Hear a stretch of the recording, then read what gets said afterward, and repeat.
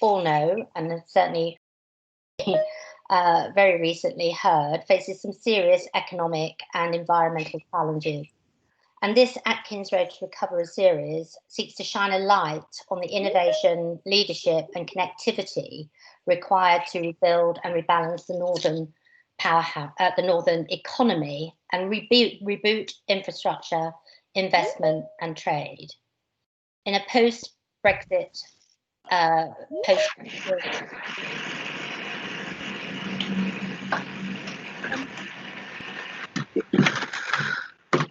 realised in the north. I'll just say that again because there was an almighty noise there. So today is about the promises that have been made to actually how we rebuild, but the promises made about levelling up in the north do need to be realised.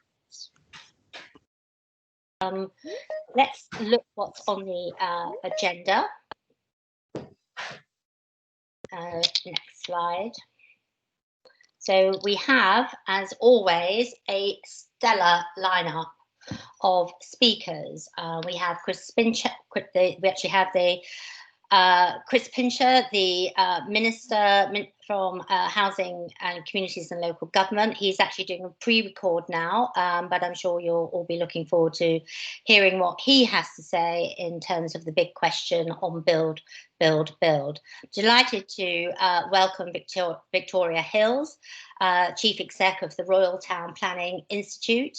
As always, it's a delight to welcome Lord Richard Best, who, amongst other things, is the chair of the excellent Affordable Housing Commission, but hitherto had been known him an awful long time in terms of NatFed and also Joseph Rowntree Foundation. So what he doesn't know about housing is no one's business.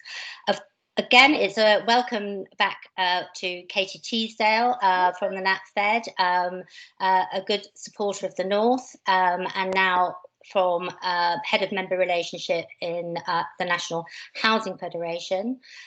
Always a pleasure to see James Stevens, Director of Cities from Home Builders Federation.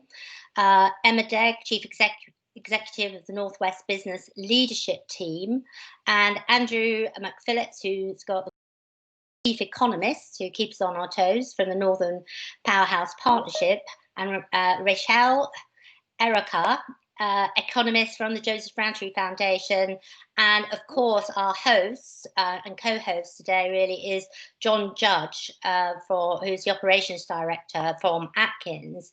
And he's going to talk to us very much about what Atkins is doing, but in particular their EDAROTH, work and projects across the UK. But and if you're wondering what that meant, that means everybody deserves a roof over their head. So you see, we've got a stellar cast, but of course, that stellar cast includes the audience. Today, we want to make sure it's as interactive as possible. We'll just quickly at the agenda. I think that's the next question. Oh no, the key questions, right? Okay.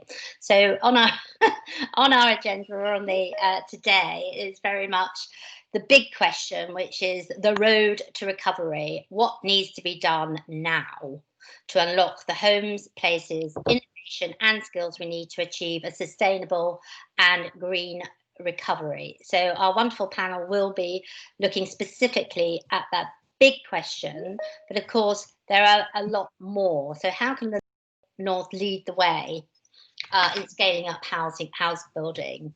What power investment do we really need in government to level up and build? What are the jobs and skills the Northern Powerhouse needs to build back better homes and places? And how can we rebalance the North's future in recovery and generate the skills and jobs we need to reboot the Northern Powerhouse? Let's just move on very quickly to roughly how we're going to do this. We will hear from Chris Pincher answering that big question, and then we've got two excellent panel discussions, broadly half and half, and then we'll open it up to the panel response. So the first part of the discussion will focus mainly on scaling up house building and place making in the post-COVID, post-Brexit world. And the second part will be what are the jobs and skills that we need to actually build back those better homes and places, and also the innovation that brings. So and then we'll talk to John from Atkins, and then it's open. We've got some very good questions lined up from Shelter and others later on for the panel. But again, please do interact with the chat, and we will be using Slido, but I'll come on to that in a session. I think now we're probably all very used to how we use Zoom, but let's just have a go here and do a quick refresher, because it'd be great for you all to start tweeting. There's some hashtags there, hashtag BBB. That stands for Build Back Better, in case you wondered, and hashtag skills, at Atkins Global and at Devo Connect, and we will retweet and be tweeting throughout, and any messages there. Just to say, we are recording the session, so if you have got any time and you want to play this back, it will be available to you to have a look at how well you did. And as I've said already, I think that we will be writing this up into key findings and recommendations. Panelists, please keep your cameras turned on, but mute your microphones when not talking, and either use the raise your hand, or actually just physically put your hand up, like so I can see that you want to interject. Our lovely audience out there, please turn your cameras and mute your microphones to reduce the noise, and use the chat function to join the discussion, and perhaps also the Slido to answer the key questions. But please, I know we will gallop through a lot and cover an awful lot of ground today. And if you are, I want you to use the chat, because I want to capture what you're thinking, any comments you have, or any thoughts. If we do run out of time, please be sure that we will try and capture all of that feedback that's there. So let's all do the next trick that we have to do before we can actually get going. And this is the Slido. So what you have to do now is turn your camera on and take a picture of the QR. And there you are, and there will be questions coming up on that. And when I say, perhaps you'd like to answer the question 1, blah, blah, blah, just go on there and I'll try and interact. So that's another way of you engaging in the process. So, and if you've already got Slido, just do hashtag Atkins BBB and you'll get into that conversation.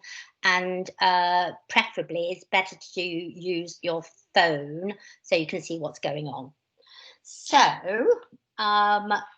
that's where we are at the minute, and really just to get going, and I'm going to go straight in to see what Chris Pincher has to say, but I just wanted to sort of put in context to sort of say that the North, we all know there needs to be the levelling up that we need. We do need to reboot and rebalance the economy, and we know that this is high on the government's recovery radar. But today I wanted to talk about what needs to be done now to unlock that innovation and the skills we need to achieve that sustainable green recovery. Building homes means around how it's not just about building homes, it's also about existing homes, and how we do build back better is a big challenge for all of us, and hopefully the house building that the North desperately needs will help on the road to recovery. So as I say, this is the third in our series, and without further ado, I would like to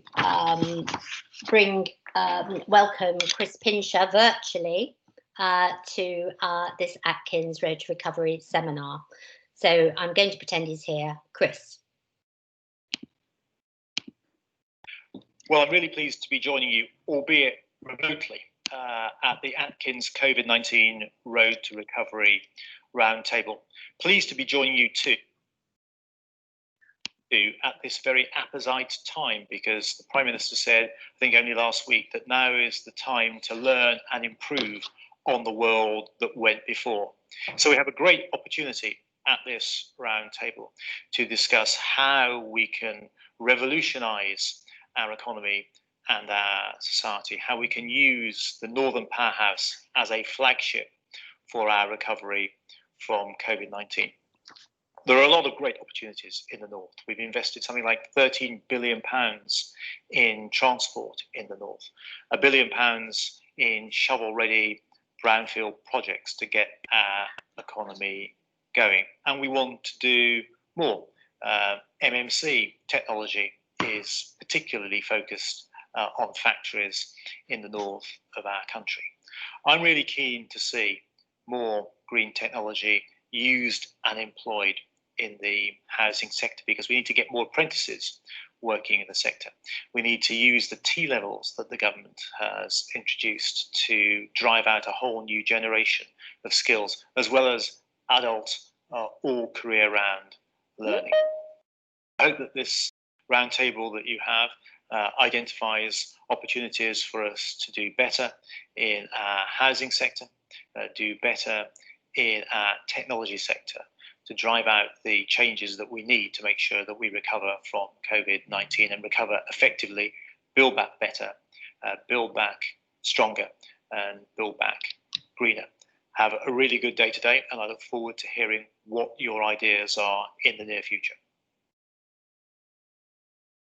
Okay, so thank you, Chris Pincher, Minister for Housing. And I suppose he didn't say anything in particularly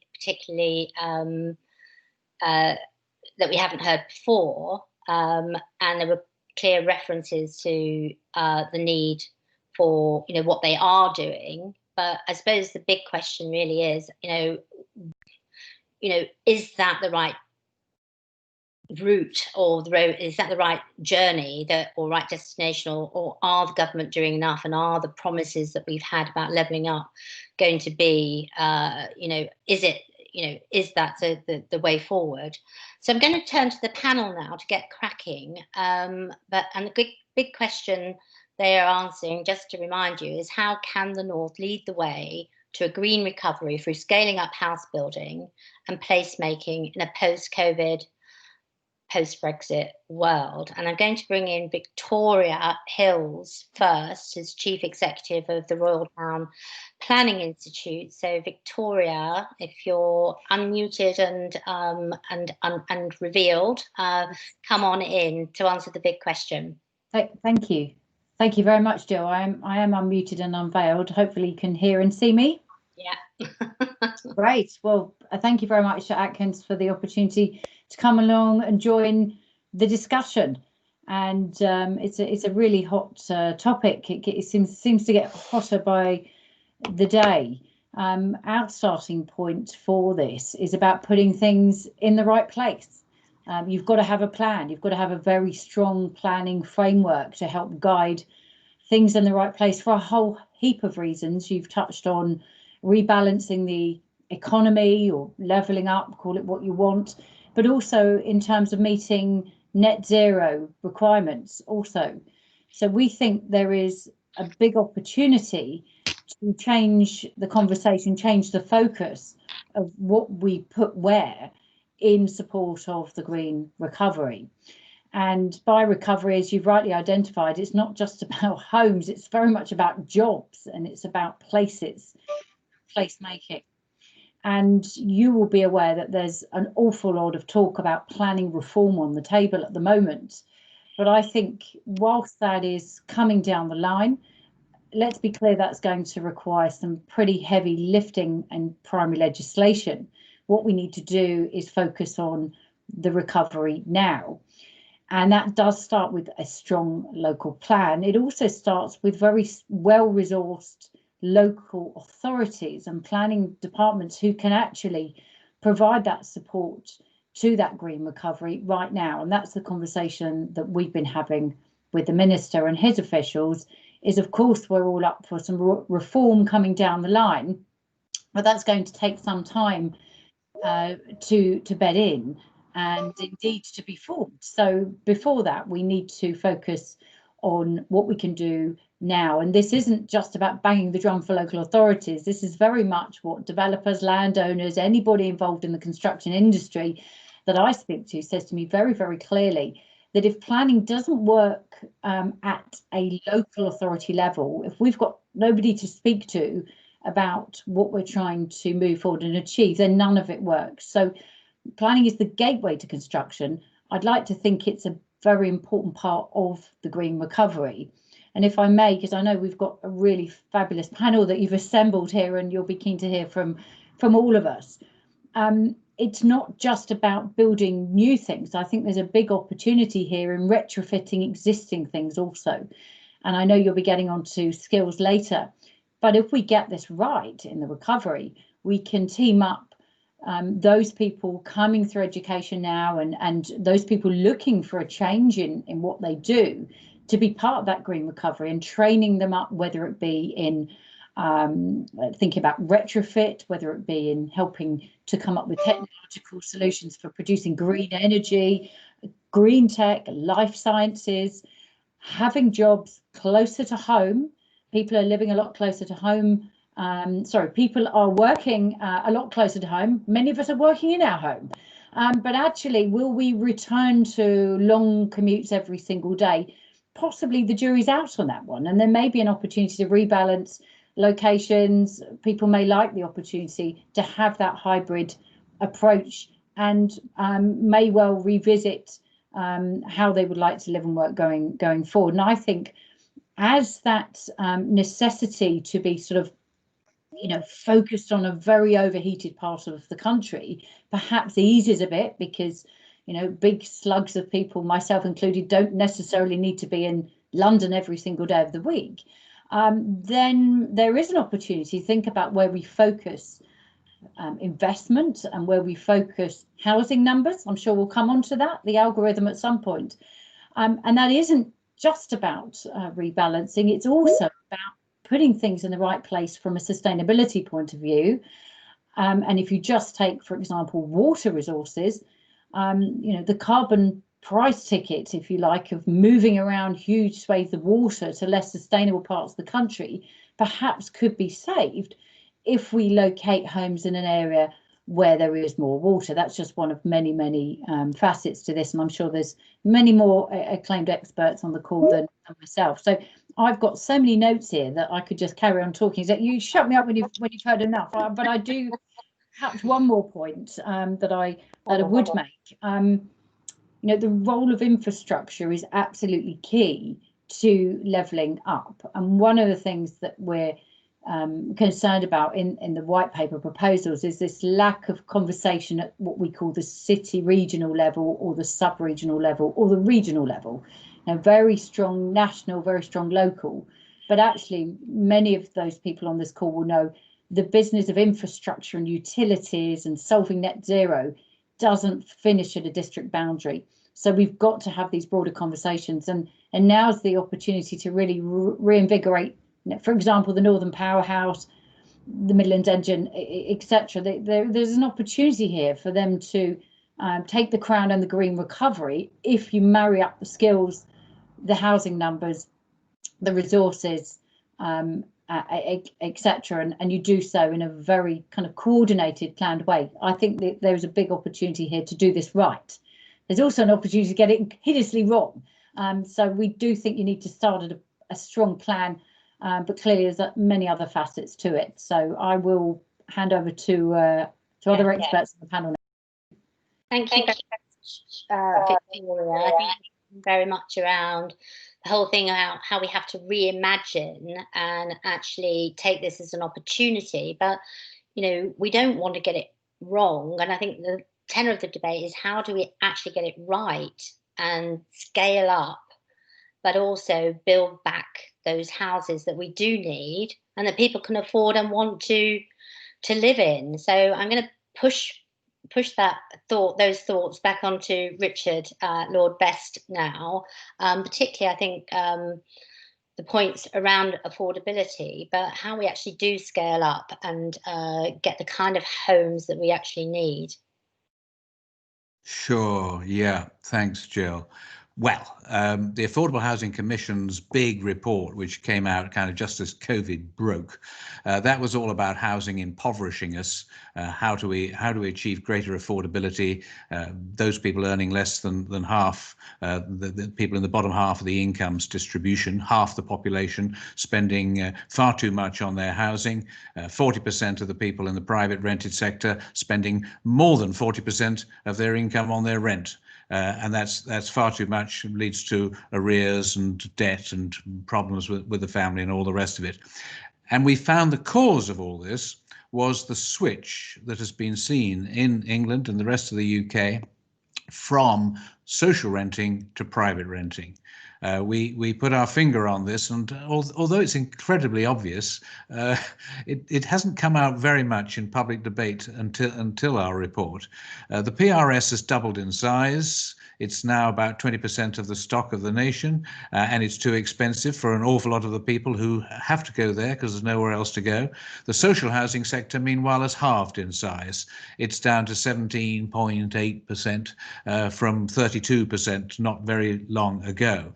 We've switched from the social housing sector, where rents are at a reasonable level in relation to people's incomes, and where you get long-term security, to the private rented sector, which is great for some people, perfect for the young, mobile, the rest of it, young professionals, all the categories that aren't so worried about long-term security, and all the categories that have the money to spend on their rent, but no use to people on lower incomes. Now, we see that the whole COVID crisis is presenting an opportunity.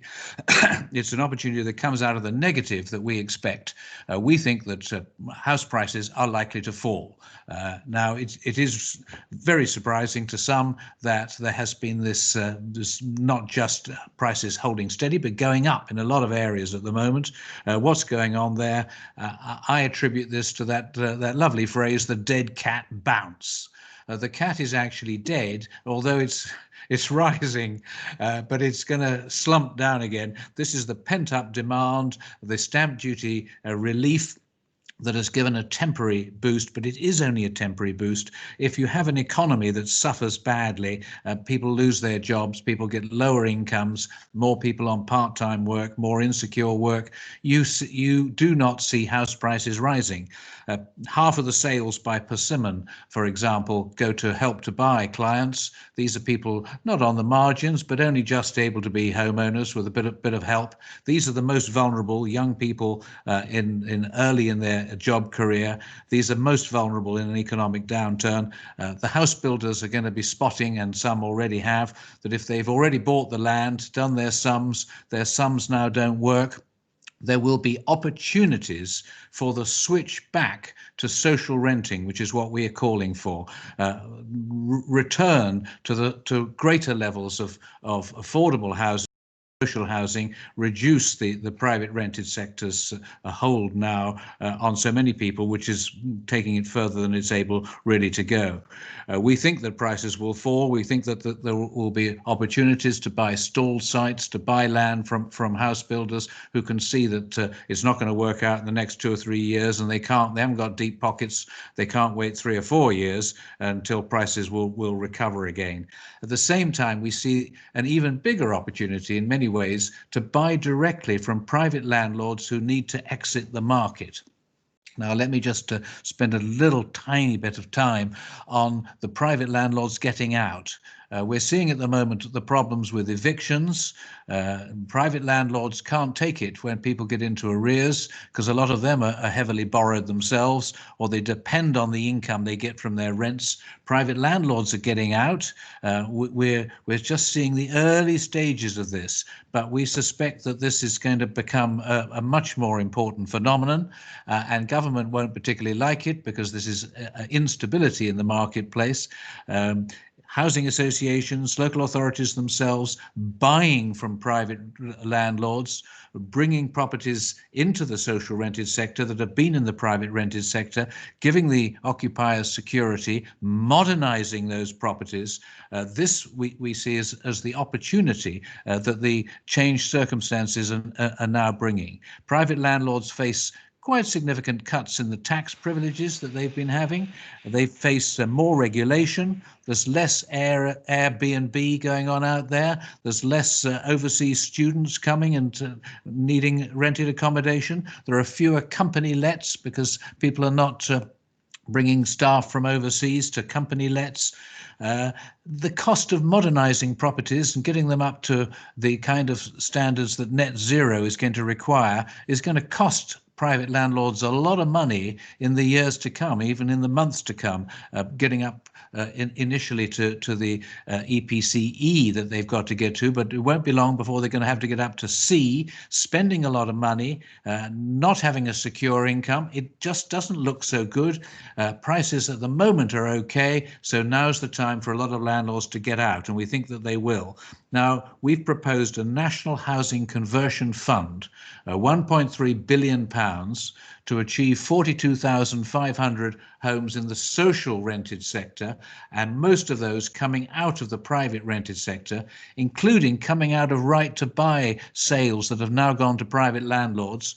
There's something between, nobody quite knows the exact number, I discover, but there's something between 800,000 and 1 million council houses that are now being let by private landlords. Let's buy back. Where landlords want to get out, don't collapse the market, buy back now. I know it's silly to buy back something that you've sold for half its value, but there's still a lot of advantages, particularly in high value areas where temporary accommodation is so incredibly expensive. And away from London, and we think of that 42,500 homes, 35,000 should be in the northern regions. Away from London, there are the opportunities to buy street properties, to buy the houses, to go back to the future for the housing associations who used to do this as absolutely their bread and butter. Buy those properties, modernise them, let them on a secure, affordable basis until in perpetuity, a golden opportunity to get back in there and regenerate. This does all the right things for levelling up. It's about decarbonisation. It's about ending fuel poverty. It's about dealing with excess winter deaths and all the health problems that damp and cold conditions provide in the worst of the private rented sector. Let's get in there and snap it up, spend some money modernising those properties and providing the jobs, all important to government at the moment, the jobs that the economic recovery is going to need. So there we go. It's the National Housing Conversion Fund is our short term. We've got our long term reforms, land reform, right to buy reform, but to get that reversal of the switch that we've seen from social renting to private renting, we see the opportunity with a National Housing Conversion Fund to get that switch done quickly and take advantage of some of the horrors that COVID has created. Thank you very much, Jill. Yeah, thank you, Richard. I think you coined the buyback now or build back. What was the other one? Both. Build back and buy back. Okay, very good. Lots of B's. And that's what we're talking about on the Build Back Better. And Katie, I'm really interested to see what you have to say from certainly from the RSL perspective and what the North needs to build back. Thank you. So forgive me to start with, I have a slightly different cat issue here in that I've locked mine out of the room and he is bashing his head against the door with a determination to get in to join us. So bear with me if that is what happens. I agree with a lot of what's been said, so I'm not going to repeat that or dwell on those points because I know that Jill wants to keep this as active as possible. But I think where I would like to come in is the economic opportunity presented by developing homes and also by retrofit is absolutely enormous. And at a time where we are in serious economic position, there is a huge opportunity for our country to grasp, but particularly in the north, if we were to build the homes that we needed.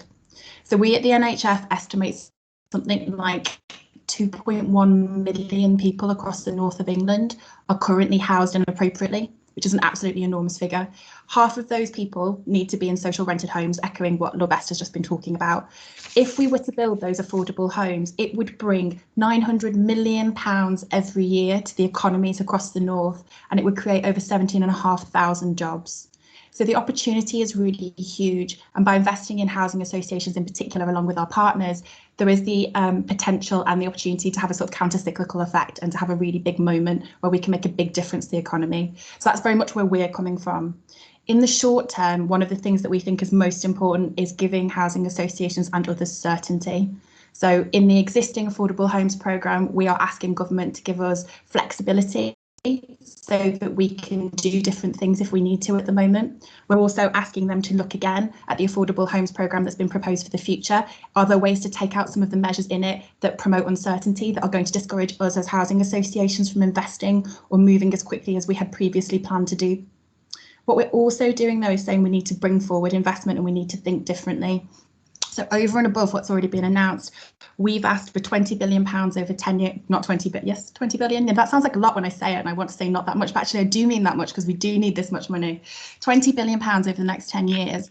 And for that, we want to invest in wholesale change in terms of what we do with housing. And the reason why we're asking for over 10 years is to come to this point that Jill's been talking about green economy and about how we promote innovation. It's really hard to do that over short-term funding periods, but if you have longer time, you can make a really big difference because you can start to plan and you have that sort of assurance in your business plan. So we're talking about a £20 billion fund over 10 years where we can start to do that, and that will make things like MMC and this way of looking at how we build new homes in an environmentally sustainable way really relevant. At the same time, we need to tackle retrofit, and the first thing the government could do to make a huge difference around that is to bring forward the £3.8 billion social housing fund that was promised in the manifesto. But what we also need to see alongside that is a roadmap to 2050, and we need to be thinking about how we can work together. And I think collaboration, particularly in the northern context, is really important because there are so many examples where we can achieve more by where the private sector, local authorities, housing associations and others are all in the game together and all working really hard to make that happen. I'd also add that the housing crisis in the north is clearly very different across the whole of the different regions, but we also have an issue around regeneration and that needs to be funded properly. And housing programmes in recent years haven't recognised that and haven't allowed the freedom and flexibility for us to be able to tackle what the housing crisis looks like here. So there are lots of different ways of doing that, but the freedom to focus on remediation and to bring forward different things like that is going to be really vital if we want to make a difference in the north. Which I suppose brings me finally to, and I mean, there's so much in all of this, and there's so much we could be talking about.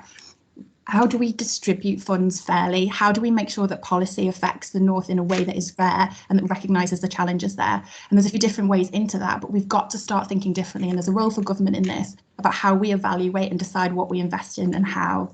So things like the Green Book process that's used at the moment to decide how we make investments, we'll always find that it makes more money, there's more return of investment. We should always do it in the southeast. We have to change how we look at things. We have to have a growth projection. We have to have a sense of a vision for the north that is more than managed decline. We need to be thinking about potential. And one of the upsides, and there are not many from the COVID crisis, is this sense that people can work wherever they want to work, that this whole flexibility for people to start to think about where they are and how they are, a genuine opportunity to sort of help to kind of bring a bit more kind of balance to actually achieve this levelling up. But policy has to follow that. So one of the things we also need to do is be prepared to invest in housing markets outside the most unaffordable. At the moment, government policy is very much skewed towards that, which naturally means it's skewed towards where we invest in London and in the southeast. And that isn't right if we want to talk about levelling up seriously. So for us, it's about increasing the amount of investment we have. It's about making sure that we're promoting certainty so that people can make decisions now and make things happen now, but it's also about distribution and being fair and giving the north a chance to be able to build a really bright future. That's fantastic, Katie, as always. You know, I think that's the very key point that hopefully today is about how we get those promises delivered. You know, I always think, especially when I'm talking to anybody in the north, you know, everybody knows what needs to be done. Is how making it happen. We've got great skills, resources, and innovation and thought process. But it's how you actually make sure that the promises of whether it's money, investment, and actually how we make that happen is the key. And also it is very much about the sense of where and the places and how we live. I'm going to bring in James Stevens now, who's whose job really is to build. So just to get your view, your input, James, from a developer's point of view, and obviously we do a lot of work with you around Great Homes, Greater Manchester. So I'm going to bring you in, James. Thank you very much, Jill, and thank you to Devo Connect and Atkins for hosting this event and inviting me to speak alongside these great participants. It's actually, I think it's a really difficult time because we've got the confluence of three major challenges. We've got the need to increase housing supply in order to address the housing crisis and the crisis of affordability that Lord Best has spoken about so well. And then we've got the green challenge, the climate challenge, and how housing has to really improve, new housing has to improve to meet those new challenges. And on top of that, we've got a major economic crisis looming, which is going to really tighten the public purse, presumably, and it will impose a lot of constraints upon what local authorities are able to do and are able to borrow. And that's a particularly difficult issue for many of the cities. And we have many of the cities in the north of England who have relied to a certain extent on business rates and investment in business portfolios in city centres, where a lot of this is the future of business investments is kind of very unclear at the moment. It's very, very uncertain. So the easiest question for me to answer is the question about how you go about increasing housing supply. That's really easy for me, and I would back up what Victoria Hills has said. That we do need full local plan coverage. At the moment we have only half of local authorities in England have an up-to-date local plan, and local plans. So we have a planning system really in name only. Local authorities like development management, they don't particularly like planning because they have to allocate land. But as Victoria says, that local plans are absolutely critical to the allocation of land. And it's only once you have the certainty of the local plan, does the business community really know how to proceed? So that's very important. I think strategic planning is very important. The planning white paper is very quiet upon that, but I think it's really important to addressing the problem of underbounded cities. It's a real problem in England at the moment. Many of our major metropolitan areas face large unmet needs. So I think we need to do something more in strategic planning. I won't talk any more about that. I can bore on for hours about that, so I'll relieve you of that. And the standard method which has been introduced, yes, generally I think it's the right approach. It's not an algorithm. That's a way of just trying to damn it by association with the government's fiasco over the exams thing. It's a formula, and it is the right approach because most local authorities, in my experience, and I've done a lot of local plans, try and get the housing number down as low as possible so that they can placate middle class and NIMBY interests so they don't have to allocate any land. So the formula is the right approach. It's not necessarily right for the north of England. HBF thinks it can be increased a bit. We think it should go up to 66,500, which is slightly higher than the level that plans are currently proceeding on the basis up in the north of England, as opposed to the government standard method, which you crank the handle, comes out with a figure of 50,000. So we can do some work there. The harder question to answer is how do we actually, the other advantage about planning, sorry, I should go back, is it is the opportunity to embed environmental standards and standards relating to construction. It's the best way to do it. And we support the government's proposal in the white paper that you basically set out national standards for those. One of the problems we have is when every local authority tries to do its own thing, it creates a very complicated policy environment which tends to militate against progress. So we like the idea that you embed national standards in terms of environmental performance on things like biodiversity gain, in terms of planning for water, infrastructure, nitrates. We like the idea that you do that at the national level, and that every and it's not a matter for local plans to try and set their own. That's the most efficient way of driving improvements in environmental performance. But the harder question for me to answer is given those challenges, those increased costs relating to higher environmental standards and national standards set by government over things like accessibility and adaptability of homes. Part L 2021 is due to come in next year, which will require a 30% increase in the environmental performance, energy performance of homes. That will be introduced in April 2021, most likely. That will add a significant cost. So how do we absorb all these new national standards while also maintaining affordable housing supply? And also giving sufficient attention to placemaking and urban design. And through my work in speaking with Great Homes of Greater Manchester with Jill, this is an issue which is becoming politically sensitive in some of the northern cities. The Greater Manchester authorities have tended to prioritise placemaking over affordable housing supply because they've seen that as being the best instrument to attract higher income individuals into their city centres. And to boost development values, boost local taxation rates, rather than focusing upon affordable housing supply. So there are political sensitivities around that. The challenges are, I think, sort of are manifold. As I said, we're trying to do this in the context of a falling economy. If you were going to ask me about the one thing, the greatest priority for public investment at the moment to support the north and to support housing supply and green recovery in the north, I would say it's actually prioritisation on transport, public transport infrastructure. I think that is the way to help businesses to become established and to grow, and it enables the people in the region to move around cheaply and efficiently to pursue different job opportunities. It's a terrible blight upon the north at the moment that it costs people so much to travel around by public transport, by rail and by bus.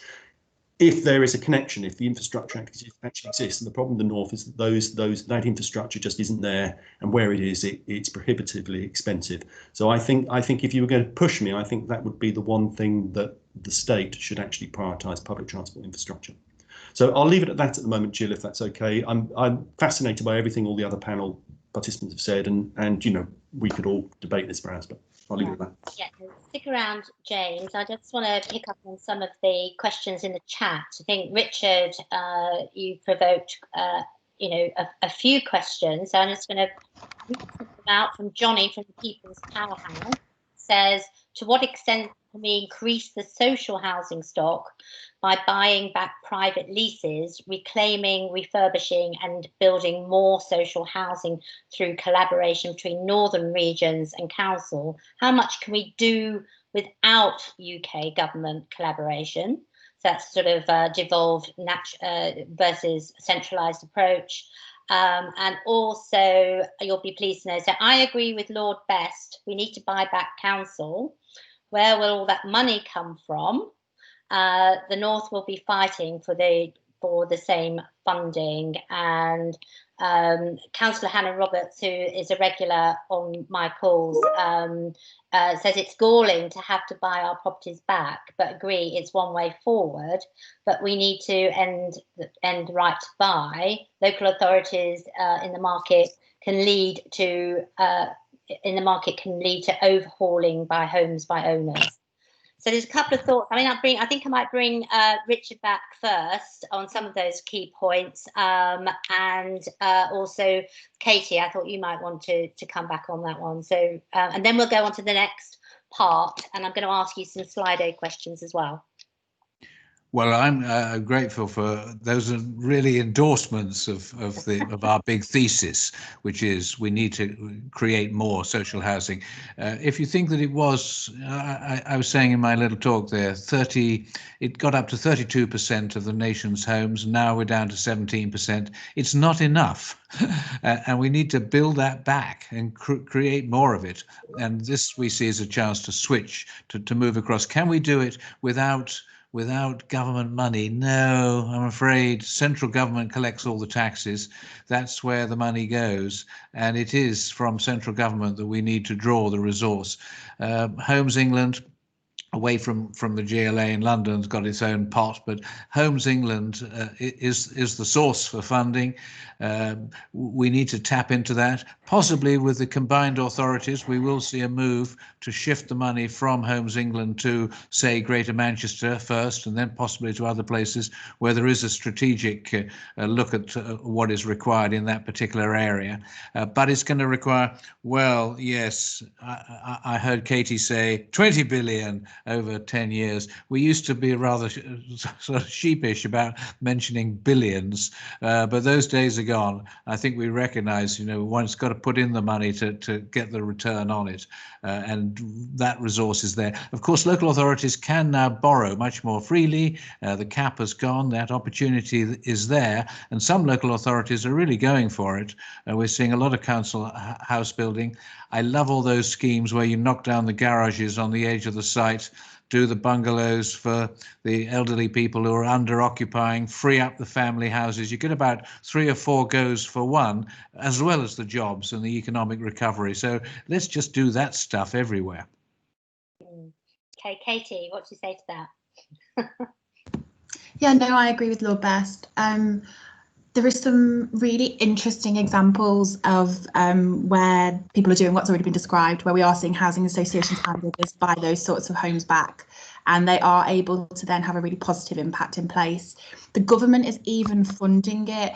I forget the name at the moment of the most recent scheme, but it was part of their approach to dealing with homelessness and ending homelessness, or at least rough sleeping. They're allowing housing associations and others to use government funding to buy homes that already exist, which hasn't been on the table for a long time. And it'd be really nice to be able to see a little bit more flexibility and freedom around that, because there are communities, particularly inner city communities, where if housing associations had the freedom and the funding to do what we're describing, it could be transformational for the people who live there. And that's kind of certainly what our sector is in this for, is to make a difference and to make places that are great that people want to live in. So I really hope we could have that flexibility as well as the funding. I think it would make a tremendous difference.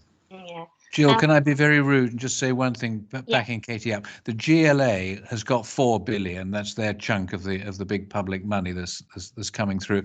They've said that up to 400 million, 10%, could go for buying back council houses, yes, but for buying street properties. It could go into the non-new build stuff. So they're putting some serious money into the opportunity for housing associations and councils to do some buyback.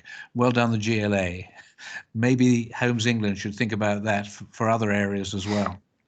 Yeah, I mean, I think you've all touched on it, because I think it's that thing about now. It's that in all of this is what can we do now. It's great to say that yes, we need to do this and that, but we need the skills and jobs, and we'll go on to that, I think, in the next session. But there are things that we could be doing now that are, it's. People say, oh, yes, green retrofit, that's the solution. But, with the skills, we do need to accelerate that green recovery. There also need innovative ideas like yours and the affordable housing commissions to sort of say, yeah, that is something that we could actually start thinking about and doing. So I think it's that, going back to Victoria's point about the reimagining, and also seeing the opportunities really is really key. Victoria, James, did you just want to come back on any of that? I'm just on a webinar thing. Yes, I wanted to come back on the affordable housing aspect, if I may. It's something we've been thinking about a lot on, in our response to planning for the future, the white paper consultation.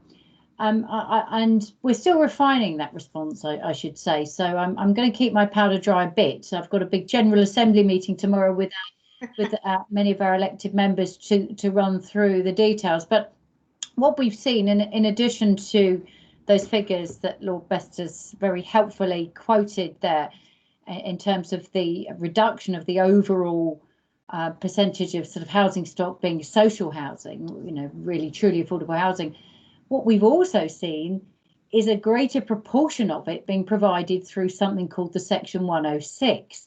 And for those of us who have been around in planning for a long time, we'll know that Section 106 was never really set up to be the affordable housing levy. It was set up to be an infrastructure levy.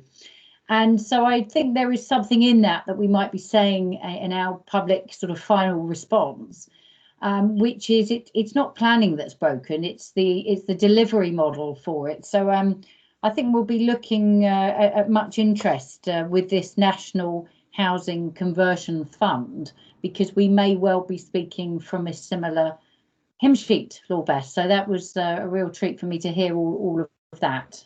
Thank you. That's great. And James? Just on affordable housing, yeah, I mean, house builders provided half of all affordable housing last year, well, 49% to be exact, through planning obligations, as Victoria described. And we're now the chief providers of social rented homes. I think we provide over half of all social rented homes now are built in the country, because it's less viable for registered providers to provide social rented homes. So there is something strange there.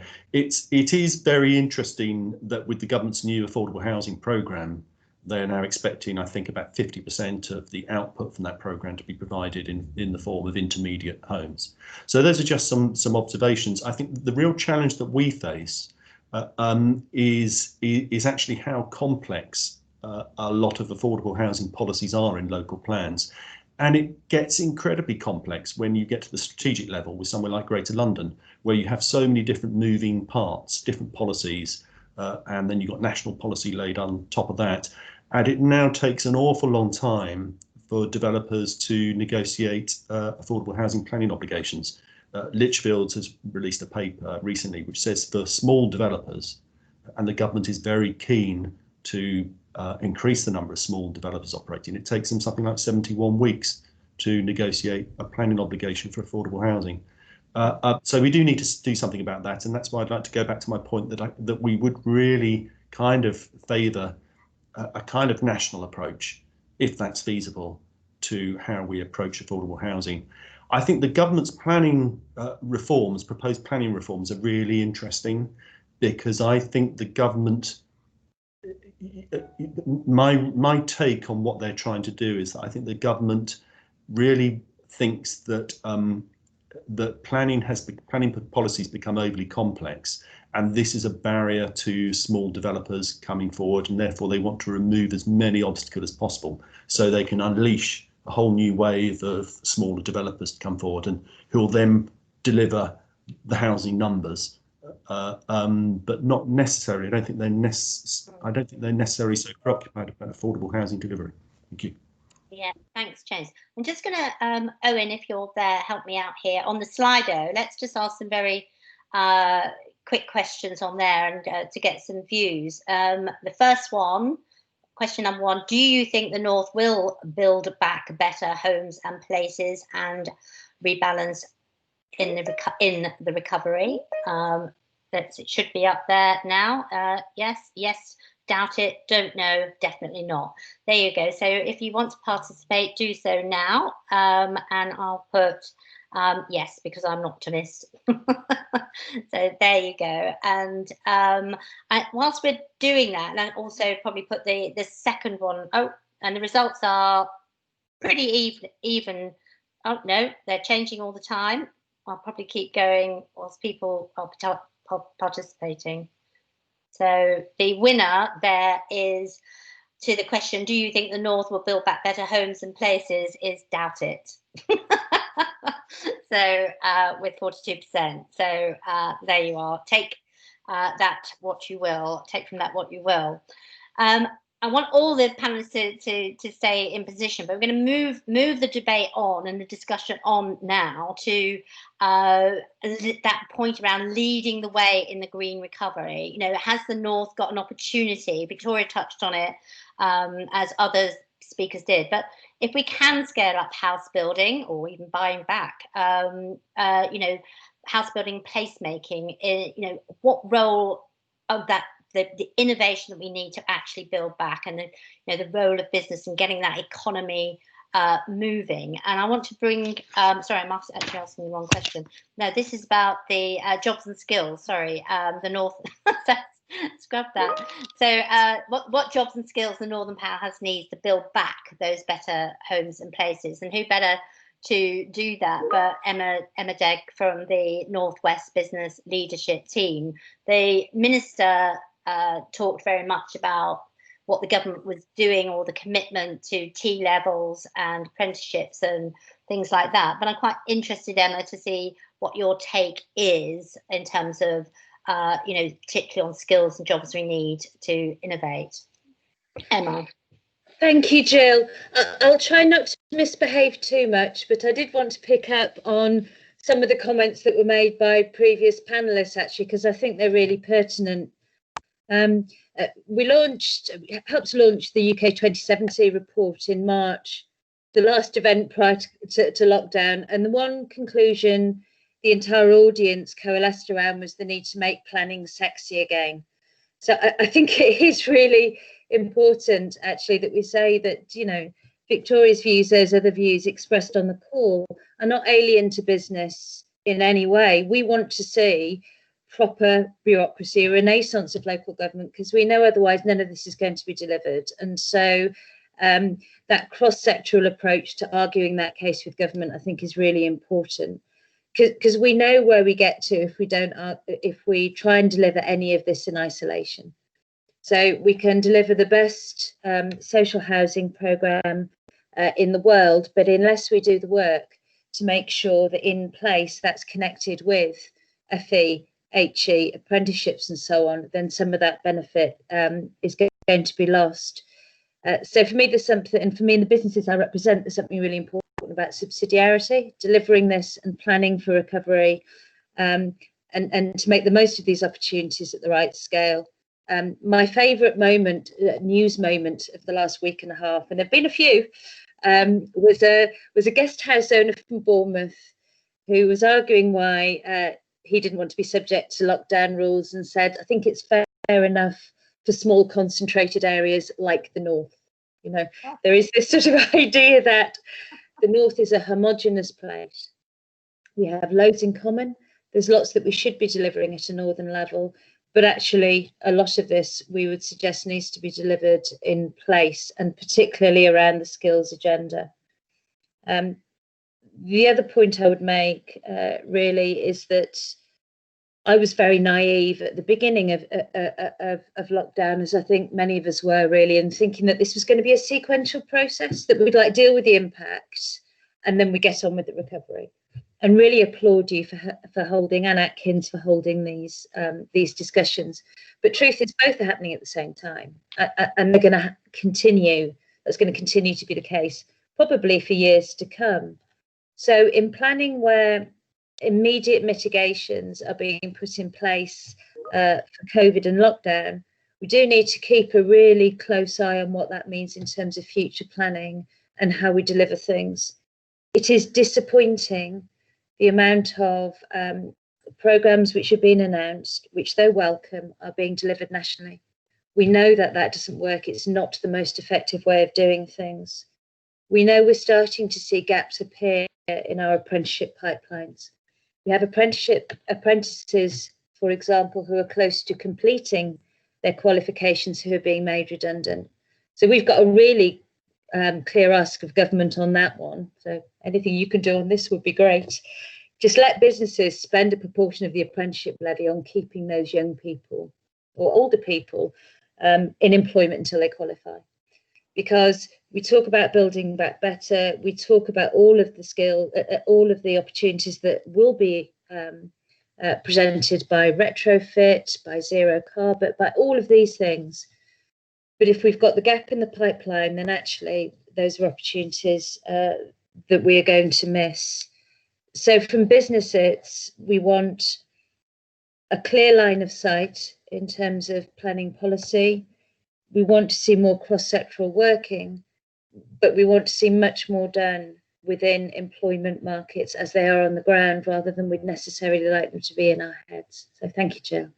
Yeah, no, Emma, that's great. Now, I think I certainly agree with most of what you said, as you'd expect. But yes, planning does need to be made sexy. But I also think it's, you know, there's so many question marks about what the acceleration of planning policy actually will mean in practice, in terms of building standards and quality of build and all of those things. So it's actually going back to my point about now, and I think the point about making sure that those people who are currently learning skills are protected. It's not just the ones that are, it's not just about graduates, it's about the skills and the vocational training and moving forward. So thanks very much for that from a business point of view. And I think the point, when we talk about planning, we often think about, planning permissions, but I think and I think James will agree, it's about how we, in a very uncertain time, can plan for something we don't actually know how it's all going to end up in the future. So it's like that now soon later approach is, I think, really pertinent to our discussion today. So any thoughts on the chat there would be very good. I'm tempted to do another quick Slido before we move on to Andrew. And then question number 2, Owen, please, is do we need more devolved powers and funding to level up and build? Obviously, the answer to that is yes. So that's what I'm going for, but I won't interfere with your choices. So there we are. So the next up is Andrew from the Northern I can't say it. Northern Powerhouse Partnership. I've got my P's muddled up. So let's see how we're doing on the Slido, and I'll bring you in. So basically everybody said yes to that question, which there's no surprise to me, and music to my ears. More powers to the north. Okay, so Andrew, are you there? I am indeed, if you can see and hear me. All right, I can't see you. There you are, lovely. Thanks, Jill. I think I'm a bit worried after Lord Best's introduction, given that I'm in the middle of selling a house and buying a new build from Persimmon using Help to Buy. So, I mean, I kind of tick all the boxes that Lord Best discussed there. I think I was going to start, Jill, kind of slightly novel by actually answering the question that you asked and then typically moving off onto something else. I think in terms of the skills and jobs that you touched on, I've been watching the chat in terms of modern methods of construction. I think there was a bit of concern there that we were losing potential skills in more traditional building techniques and some of the problems that was causing. But I did want to talk about kind of off-site manufacturing and modern methods of construction. I think that is a clear area where we can invest and there is potential for us to do a lot. Every housing target that we've set, we've missed. Clearly, we can't deliver what's needed under the current system and using the current methods of building. So I think there's a place for both to sit side by side. What we don't want is for all of that forever to be based on imported technology and materials that are constructed elsewhere. So I think we've got a real chance to kind of invest in some of the areas in the north. Obviously, that's what I care about, and start to develop some of the manufacturing facilities that will enable us to level up and increase the skill base and understand the modern methods of construction. That helps us with this green recovery as well. It allows us to implement more cutting edge techniques. It allows us to get projects on site more quickly. And I think it's about focusing that probably on the affordable housing end. So there's not going to be one solution to all of this, whether it's buying back council homes, whether it's a new vast council house building, housing association building program. It's going to be lots of individual things. And I think modern method of construction holds the potential to play a major part in there. And it's obviously not just the investment in that factory. There's going to be R&D investment that goes along with that. So it's not just the construction, it's all the R&D, it's the impact on supply chains. And that provides potential for a strong jobs boost in the north. And some of those skills are going to be transferable into other parts of the economy. Where I wanted to deviate slightly is we've touched on planning a few times, so I am going to have to mention it. We have seen the proposals for the changes to the method for calculating housing need. And I think what's really disappointing is the kind of disconnect between what's being thought of in planning and economic regeneration and potential transformational. So the Northern Powerhouse was designed to transform the economy of the north. There's quite a good economic study behind it that's being refreshed, which sets out a vision for a transformed northern economy. Alongside that, there are all kinds of population projections, which then quite easily translate into housing need and even start to think about the locations where some of those might be based. And from what I can tell, and I'm happy for somebody to correct me if I'm wrong, all the proposals about changes to the planning algorithm or formula, whatever you want to call it, pay no account of any of these other policies that we're allegedly committed to and to levelling up.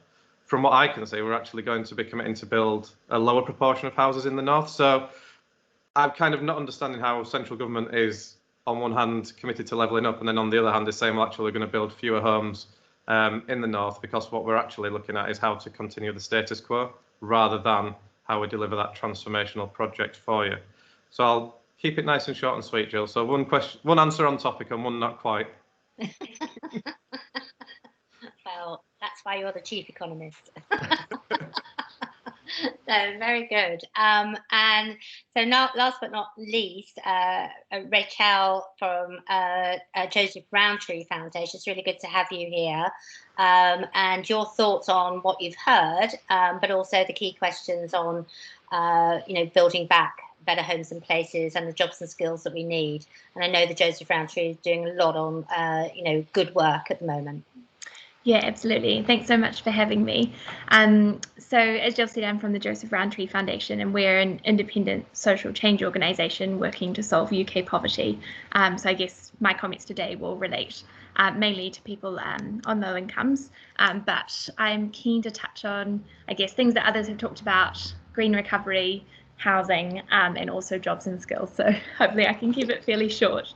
Something that I wanted just to say on the green recovery in particular is some research that JRF published a few years ago now, but is still quite relevant. And it's basically a 5-pronged threat for low-income households in climate change. So firstly, lower income and other disadvantaged groups contribute the least to causing climate change, but they are most likely to be negatively impacted by its effects. They pay as a proportion of income the most towards implementing policy responses, and they benefit the least from those policies. And then finally, vulnerable and disadvantaged groups are also less able to participate in decision-making and policy responses. So it's really important that we keep those factors in mind, and also bear in mind who we're engaging with as we look at things like planning responses, how we retrofit our homes, the jobs it's creating, and who's benefiting from it, but also the mechanisms that we have in place to make sure, for example, private renters can speak up to their landlords or to another body if things aren't happening in the right way, that really low-income mortgage holders can still afford to retrofit their homes, and so on, in addition to new supply coming on board. Just on housing, so conveniently on the build theme, I wrote a paper earlier this year called Build Social Housing with Darren Baxter from JRF. And part of the paper looked at our recovery and the role that housing played after the 2008 global financial crisis. And while the government's focus on house building to get back to pre-crisis levels was very welcome and ultimately successful in getting back to those levels, it did very little to address affordability issues, and particularly for those at the bottom end of the private rental market and for those in poverty. And so instead, for this recovery, what we're calling to do to level up and build, we need to invest in a far better balance of tenures. And I guess Lord Best and Katie, you touched on this in particular. And just as an example, like you said, almost 50% of new supply in the northwest of England each year needs to be for social housing if we're going to meet demand. The government's asked for 50% of new homes in the Affordable Homes Programme to be for affordable home ownership. But analysis of demand shows that in the north in particular, this shouldn't be going to any more than 30% of new homes if we're looking at meeting demand. And furthermore, I guess our analysis at JRF shows that on average in the northeast, the northwest, and in Yorkshire and Humber, it's cheaper to be buying a home on the second-hand market than it would be to buy a home through the First Home Scheme.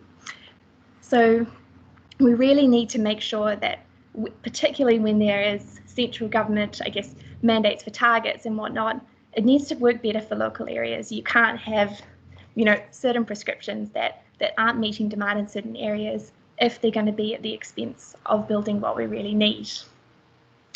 So we know that investing in social housing is the best way to end homelessness and fulfil the government's commitment to end rough sleeping. And as Lord Best has touched on, this is pretty expensive. And we know that the most direct route for the government to ensure the supply of social housing is through grant funding. So in addition, I guess, to having clarity through the planning reforms around how social housing will be delivered at a local level, we need more money from central government to build this housing. We're being fairly bold in our ask, and we're asking them to actually meet the demand of 145,000 social homes per year at a cost of around £18 billion per year at a national level per year for at least 5 years to start making a dent in that. We know it's bold, but if not now, when? But also to complement that, we need more support for local authorities. And one of our recommendations in our paper relates to how many local authorities face a skills challenge in delivering new homes. And so investing in staffing to unlock the development of social housing would be a really cost-effective way for the government to boost local economies. We want the government to be working with sector stakeholders to agree a local housing stimulus resource fund to support local authorities to acquire the support that they need to unlock development in their local areas. And several proposals have been made for how that could be structured. So the Northern Housing Consortium, for example, have suggested a national centre of specialist expertise for planning and development, and the LGA have suggested investing in existing sector-led investment programs. So we think government should be working with sector stakeholders to determine the sort of most time and resource efficient means to deliver that, but making sure that local authorities continue to have those skills. Off housing a little bit. I'll talk a little bit about levelling up productivity and jobs and skills. So we recently wrote a paper as well, again, looking for more money in areas, but on how we can't afford not to level up across the country, and how the levelling up agenda needs to embed 4 key principles. The first one is to take action now to stop the levelling up challenge becoming even harder. The next stage of our economic support has to focus on maintaining spending power, focusing on job creation in our weakest economies, most likely to see a rise in the unemployment rate as the furlough schemes are wound down. And I think recent changes and reporting on unemployment, local lockdowns, everything just emphasise that even further. Secondly, to increase the scale of investment in basic digital and vocational skills to match the ambitious investments in infrastructure that the government has announced. And just touching on that, we have to consider the growth challenge that we face as a twin challenge of productivity and living standards, and we can't level out without both of those being tackled. We did some recent analysis that delved into different economic variables that can help to influence productivity and the impact that improving them would have on child poverty, which of course is a key metric for living standards. We found that the share of the population with level 2 skills qualifications was the strongest predictor of local child poverty rates, and even has a big impact after taking local wages into account. So giving people the chance to improve their skills and get a better job is essential to making work a better route out of poverty. And so a focus on basic and vocational and digital skills is needed. And the government's lifetime skills guarantee is therefore very welcome, with the focus on level 2 and 3. However, it only fixes part of the skills problem. And to fully deliver on the commitment, we want to see further announcements on investment in additional basic skills provision and how people who lose their job and already have a level 3 qualification will be supported to retrain and find alternative work. But on the other hand, and on the other sort of side of the problem, we also need to ensure that... Can we just sort of, it's great. Yeah. I'm just very conscious of the time. Of course, yeah. So we just... I'll hurry up.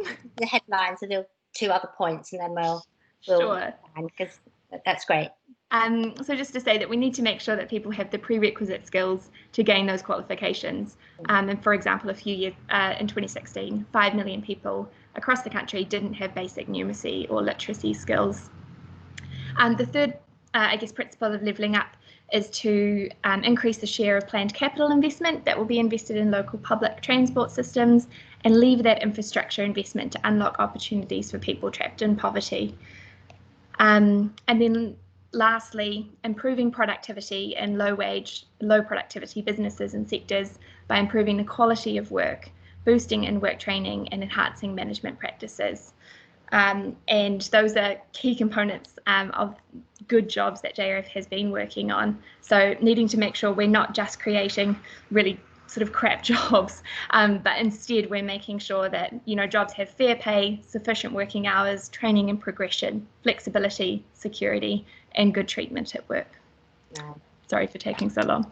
Well, no, bravo. All very, very good stuff, but we've got to get everybody in, and there's lots of food for thought, as they say. I want to bring in Charlie True, who's been very active on the chat shortly. But before we do that, I'd want to bring in John Judge from Atkins to respond, tell us a little bit more about what Atkins are doing with everybody deserves a roof over their heads, and also about the truly affordable nature of what Atkins are doing and the ambitions, the skills, the innovation that we've heard about. So, John, be interested to hear from you now.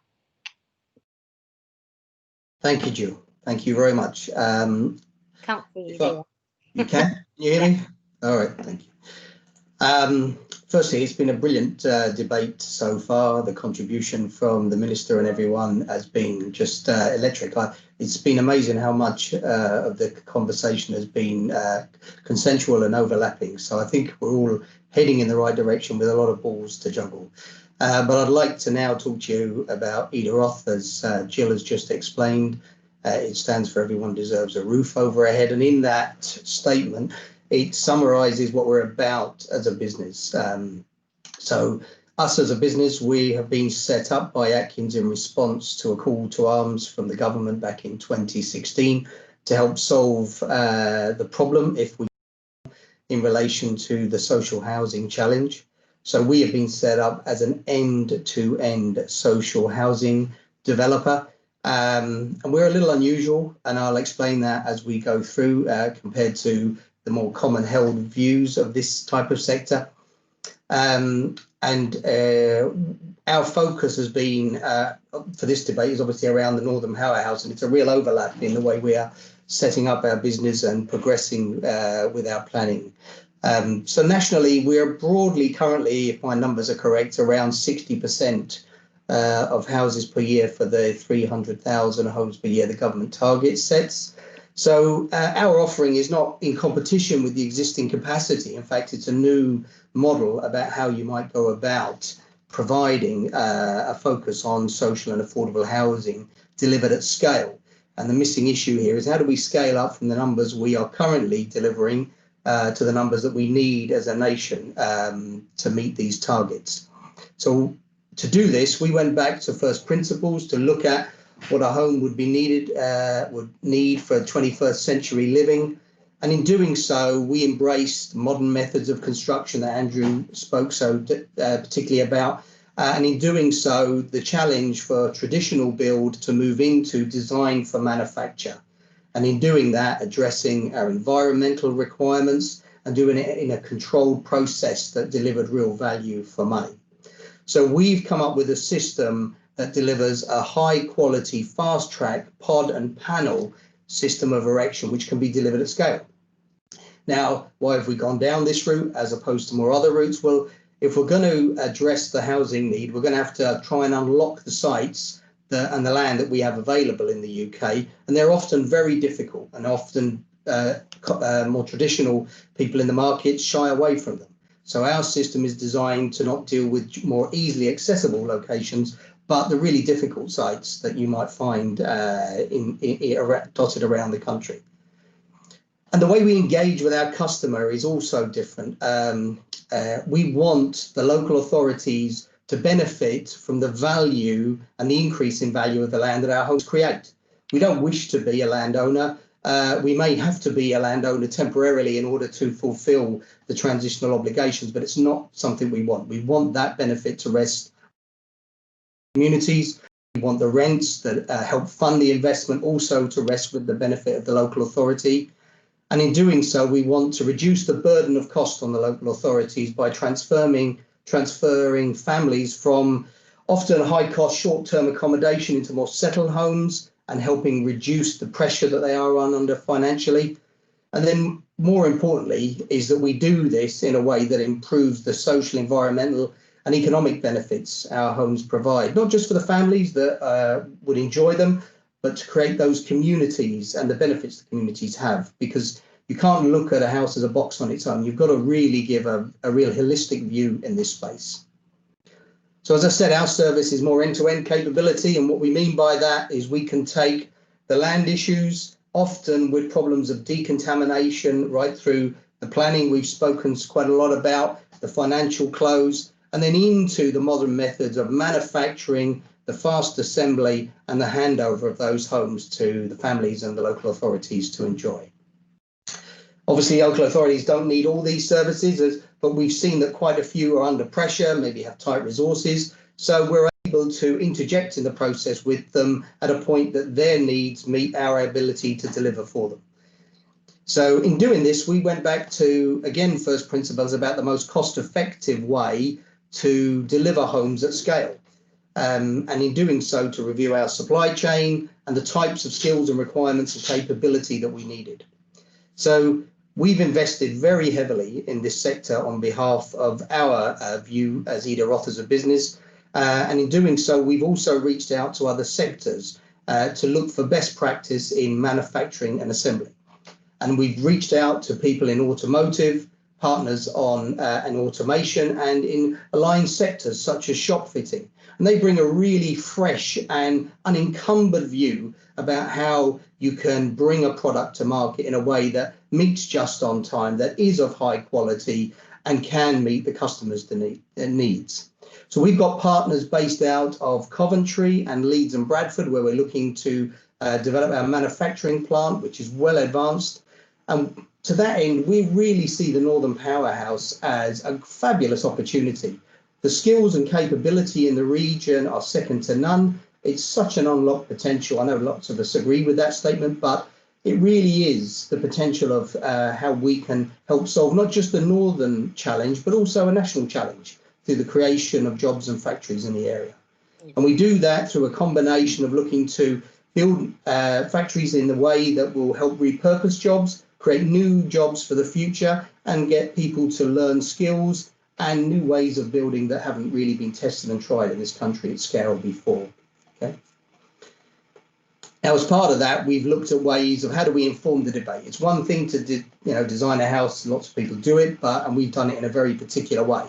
But to look at the sector from social housing, we've looked at ways that we can, as a small island, how do we incorporate such a vast number that we need on the island that we have? And we've particularly focused on brownfield land, as been mentioned before, and we've issued papers over the course of 2020 that cover a focus on England, recently on Wales, and prior to that in the Manchester area. And they're really there to help widen the debate, to help support conversations such as this, and inform people about the real potential that we might well be missing here to try and scale up and deliver homes for the people that need them. So to give you a flavour of some of the points that flow out of that, which were really quite striking to me, I have to say personally, was that within England, brownfield land has the potential to solve over 95% of the housing stock that we need in the UK for the people on the waiting lists, which is quite a striking figure. Obviously, there are challenges in how does one unlock that kind of opportunity, but nonetheless, it's there and it's there to go for. In Wales, for example, the unit size is quite different. They require smaller 1-2 bedroom units in apartments, and they need those houses in areas that are beside where transport links and amenities that they work with, they want to have access to. And of course, brownfield land is generally ideally suited for that because it's exactly in these types of areas that you can find a concentration of it. And in Manchester, again, an interesting dynamic. It's got a really vibrant urban community, very close to the centre. In fact, it's quite a stark contrast to, say, somewhere like the City of London and places like that, which have seen quite a movement of people out from the centre. But Manchester retains that, yet it's got land also within the vicinity that's also available to help create this transition and move into more to provide social and affordable housing in the area. So that's what we do. Our particular interests, if I may say, are that we think brownfield sites offer the greatest all-round approach to integrate social and affordable housings within the communities they seek to serve. We can try and move people out. Again, it didn't really work in large part in previous phases of such work. We want to see people embrace modern methods of construction like we do, and specifically to target large-scale housing. And we need to be able to move the dial here, and that, by definition, will require investment. Some of the investment that's actually been highlighted on this call, which is fabulous to hear, but it is needed, and it is needed sooner rather than later, because without it, we're not actually going to make the step change we need. And if I may say on a final note, that from our perspective, the Northern Powerhouse is just that. It's an underutilised area of the country. We're embracing it. We'd very much encourage others to do likewise. I think they will be surprised at the potential they can unlock. And finally, I'd just, if I may, like to pass on my thanks to Jill and Devolution and all the speakers for their contribution today. I've hoped you've learned something. I certainly have. And I'd like to pass back to Jill now so we can complete today's session. Thank you. Thank you so much, John. That was terrific. And also, I think for everybody, anybody who hadn't heard about EDAROTH, it's you know, it is exactly what we're talking about in the North, in particular, about innovation and how you can find the skills, affordability. I'm pretty sure that James from the Home Builders Federation will want to have a conversation with you moving forward, and also about the work you're doing in Greater Manchester. And I think it is about sort of that scale, the things we've been talking about today, and how we can use that innovation, and actually I think also think about the now. I think that pace is really important. I'm very conscious of the time, as you all will be, and also that we're having such a good time that we could go on for hours. I wanted to bring in particularly because we've had some pre-submitted questions from Charlie True, who's actually from Shelter. And I'm just going to throw these out there for all the panel to listen to, and you may want to have a quick come back. Charlie says, it's very clear that levelling up, oh, yeah, I thought it was Charlie there.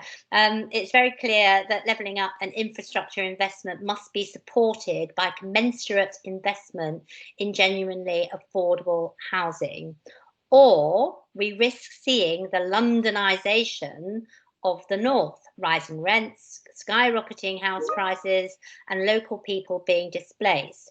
We've seen that in Manchester, with 14,000 on the social housing waiting list and 53% increase in private rents in the last 5 years, there's a real need for social housing investment and building along with infrastructure investment. I'm going to also bring in a question from, and I won't be able to find it, Laurie, where are you? Laurie Quinn from Atkins, also about your views on the delays to devolution and recovery white paper. In what does that mean for placemaking and housing renaissance in the housing renaissance in the North? We also had a question from Catherine Simpson from Anthony Collins Solicitors, which says, bearing in mind the previous supply chain issues caused by stop-start subsidy in the sustainable housing sphere, think feed-in tariffs, solar, eco grants, retrofit, how do we guarantee central and regional government commitment and cash over longer periods to ensure that existing housing stock can be decarbonised? Or does the panel think that direct subsidies and grants are not the way forward? And we've also received a question from Karen Brown from the Northern Housing Consortium, which has already been mentioned. I think we have covered some of these questions, Karen, so forgive me, but I'm just putting them out there for everybody to hear. And Will, which is actually Lord Lord Best's points as well. Will converting, well, not necessarily, but will converting office buildings to residential properties achieve the right type of growth? I think that's probably a quick yes/no answer. What impact will the planning white paper, which we have talked about, have on affordable housing in the north?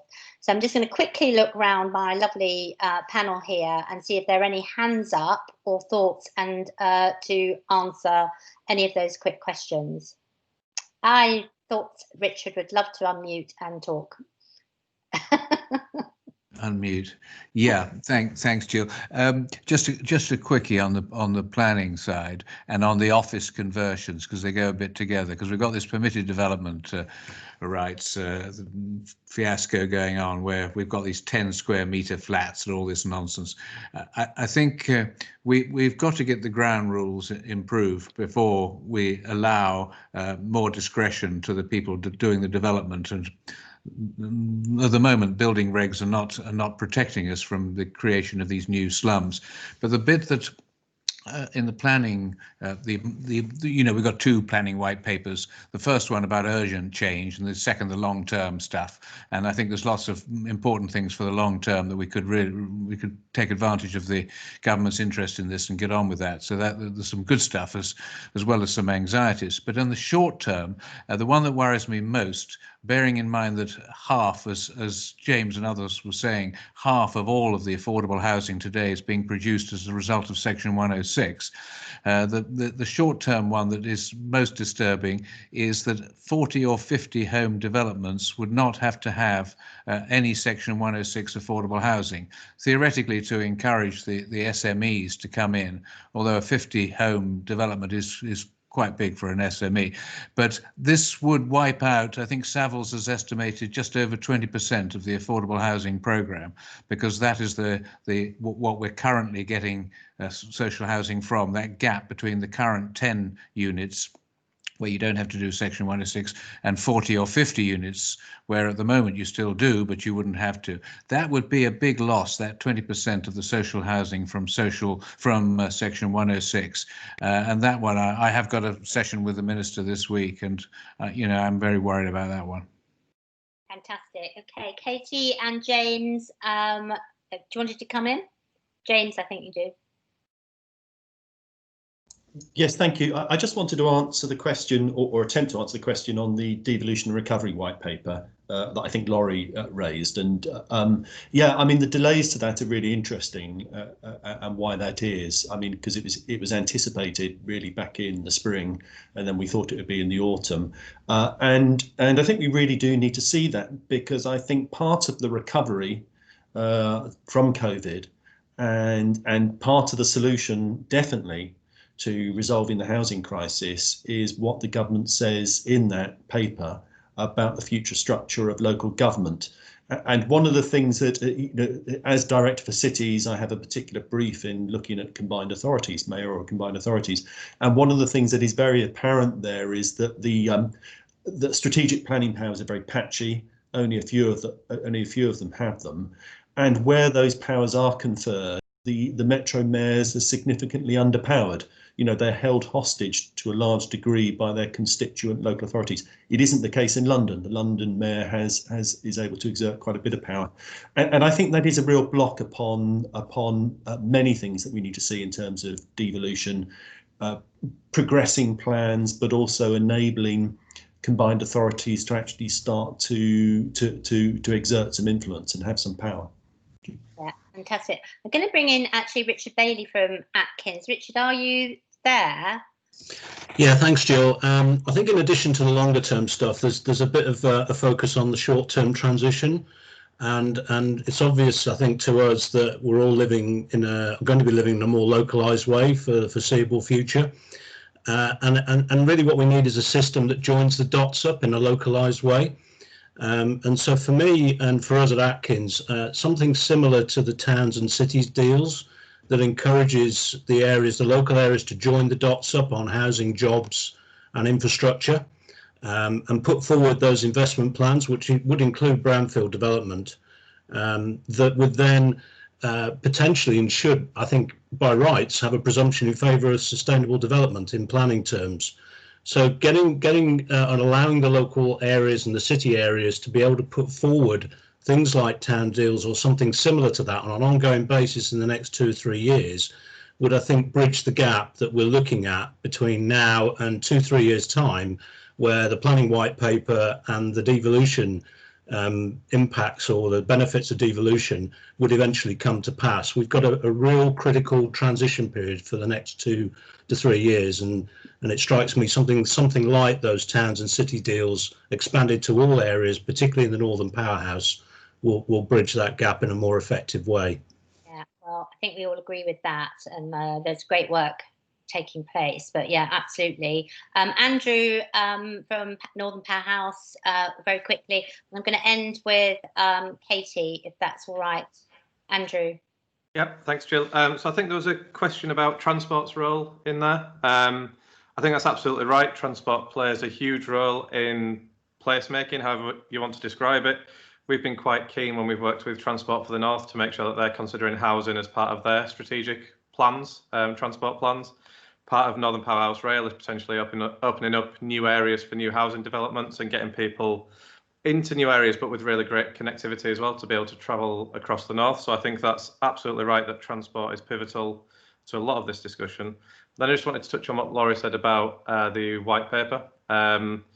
Clearly, it's incredibly disappointing that the devolution white paper has been delayed yet again. We seem to be hanging on forever to see what's going to come out of this. I think my fear is that if the rumours are to believe that it's now being watered down from what was potentially fairly radical and bold proposals, then that should be a concern to all of us, given that I think the majority of the conversation today has been about localism and how we devolve more thought and process over some of these. So as much as keeping an eye on white papers is generally a boring subject to people, I think that the fact that this keeps being pushed back and back is something that we really need to start lobbying government on to actually start to see what's going on with the process here. And we are trying to have conversations as often as possible to make sure that that remains the focus and that the commitment to levelling up, or the Northern Powerhouse, or whatever phrase it is that you want to assign to it, that we really hold the government to that, because the current situation is not the time to be backing down from that commitment to more localism. Finally, Katie. I don't think I meant to actually raise my hand, but I'm glad that I maybe have. Just I agree with what all of the other panelists have just said. And I think for us, it comes back to having a good plan, delivering it, making it happen, and investing properly in the north. Yeah, it's marvellous. What a great note to end on. I must apologise to Mike Leonard and I think Colin and other people who have been talking very much around building products and other key things. I'm really sorry that we've run out of time.